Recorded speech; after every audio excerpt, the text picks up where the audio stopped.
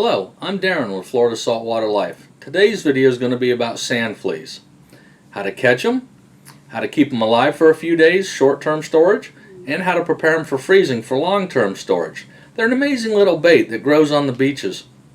And you can use them for all types of fish. Mainly we use them for pompano, but you can also use them for sheephead, mangrove snapper. I even picked up a snook on one once.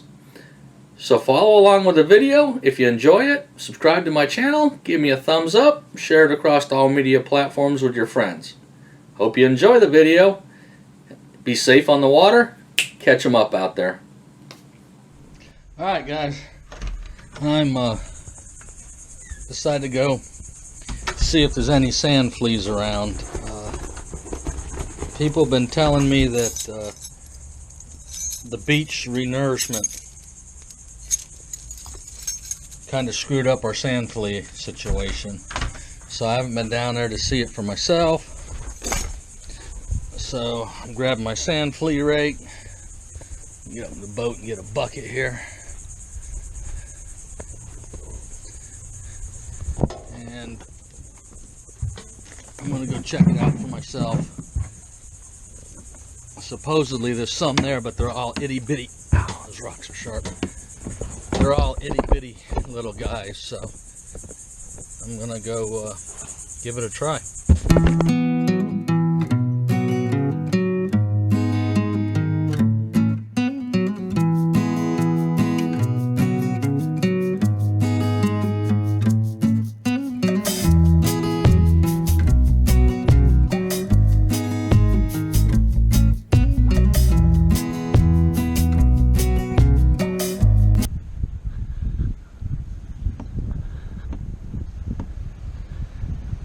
Hot sand.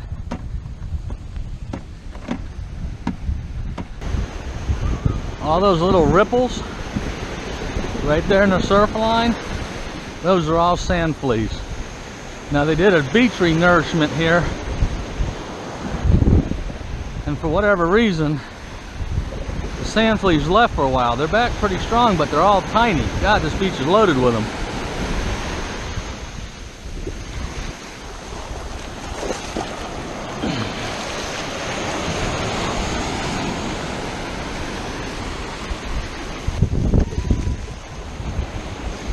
See? They're falling through my rake, which means they're too little.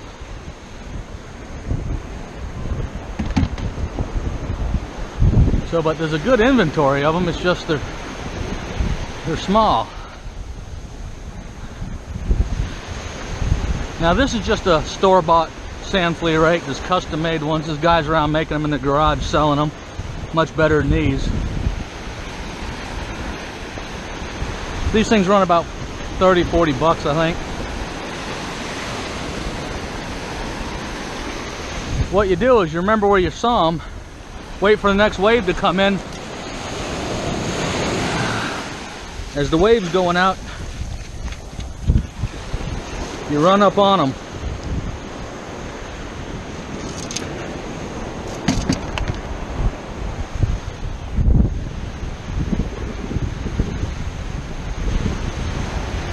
See, look how thick they are right there.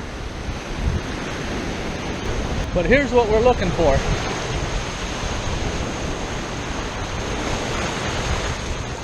Wait for this wave to go out. You'll see all the ripples right there in the sand. Those are all sand fleas. And when the wave goes back out, you'll see them swimming and then scrambling to bury themselves again. But every one of those little V's is a sand flea burying himself.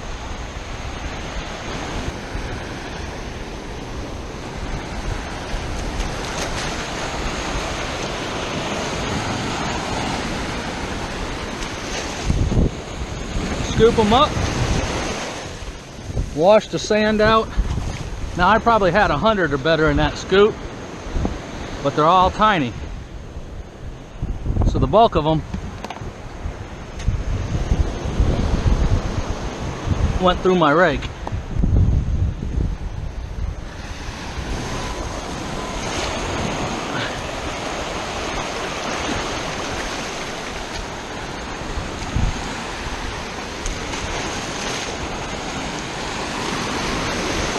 Huh. Would you look at that? Whoops. Caught a little sand perch in my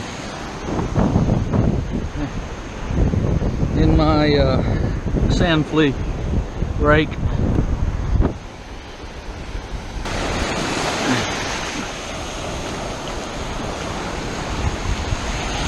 Yeah, you saw them all scrambling there. Little bitty guys.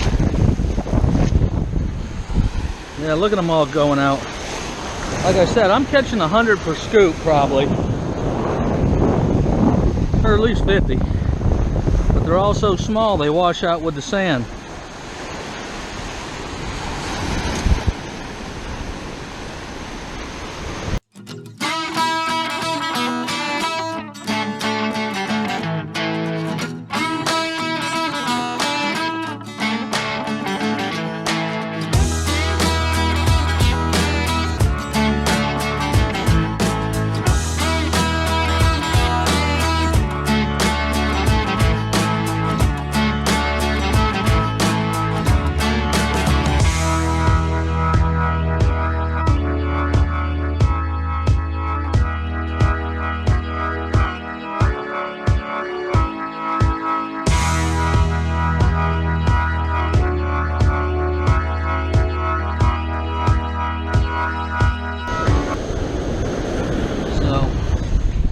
Right now, not so much, but I got a couple. We can take them back and I'll show you how to blanch them up.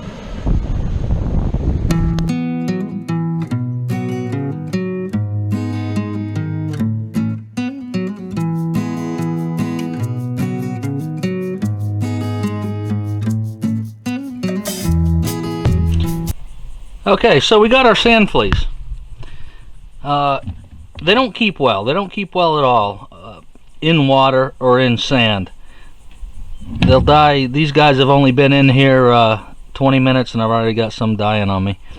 The best thing to do is, of course, catch them and use them where you caught them.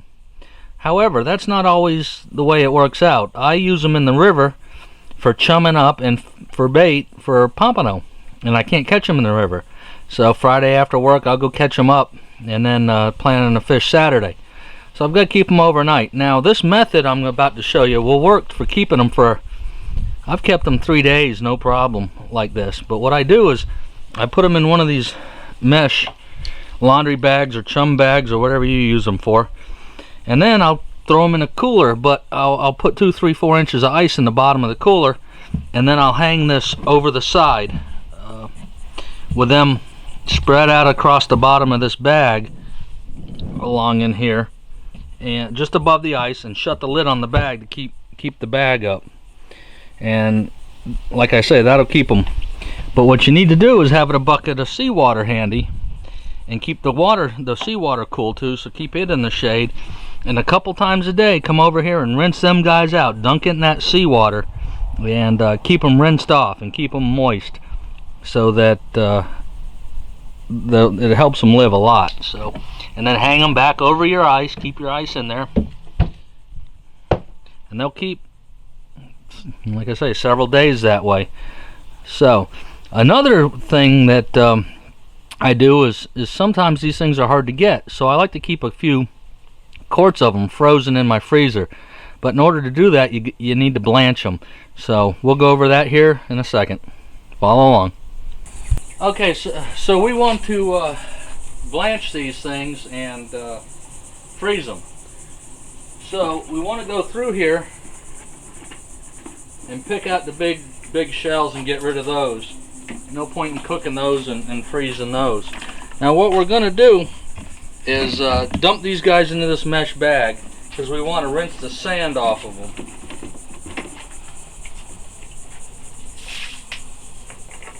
So like I said, I only caught a small batch just for video purposes here. But once they're in your bag, rinse them in the water. And that'll get all the sand and everything else out of them. There's no point in cooking and storing and freezing all that nastiness. So there's our cleaned fleas. So Alright, we're going to take them in and blanch them up and freeze them. So we've got our freshly rinsed sand fleas here. We got our water to a rolling boil. Now I've got a big turkey fryer I'll do this in sometimes. With small batch I'll just do on the stove, and I'll use my fish fryer. Basket just makes it real easy. In here you want salt water, and you can either bring salt water home, or you can just take some sea salt and add it to your tap water to create that. But it usually takes about 15 seconds to cook these guys. You don't want to cook them too much. You just want to kill them, and you want them to turn orangey red. A lot of people will add food coloring to their water even to enhance the redness. So all I'm doing right now today is salty water. So we're going to take them, and you don't want to dump so many in at a time that it stops your water from boiling. You want that water to keep boiling. Then after about 10-15 seconds, once I see they've all turned red, we got to dunk them in this here ice water and stop the cooking process, because if you just pull them out, their shells stay hot and they continue to cook the flea. So let's dump them in.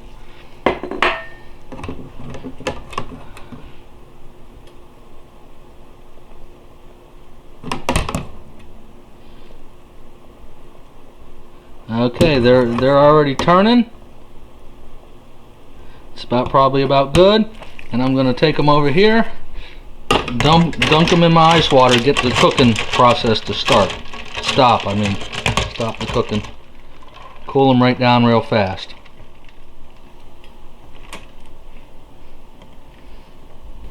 Now once they're sufficiently cooled, I want to get them fairly dry. You don't want to freeze them soaking wet and develop ice all over them. So you want to put them over the sink for a minute, shake all the water off of them. And you want to put them in 1 quart freezer bags in small batches, because you don't want these things to take overnight to freeze. You want them to freeze fast. The faster you can get them to freeze, the better their little shells are gonna be. They'll get mushy if you don't. These guys are still nice and firm and in good shape. So let's throw them in a bag, get them in the freezer. All right, there they are in the bag. Now when I do these, I'm doing hundreds of them at a time, and what I will do is pretty much make a single layer across the whole bag, and I'll lay them out in my chest freezer, single layer, all the way across whatever's in there, so they freeze as fast as possible. It's very important. Well, there you go. If you didn't previously know how to catch or care for your sand fleas after you caught them, now you do. Hopefully I've added a little bit of knowledge so you can add to your tackle box to help you get more bait and ultimately get more fish. Again, if you would, give me a thumbs up, subscribe to my channel. It helps me grow and bring you more of this type of content. Well, I hope you enjoyed the video. Thank you for watching, and remember, if you get the chance, please take a kid fishing.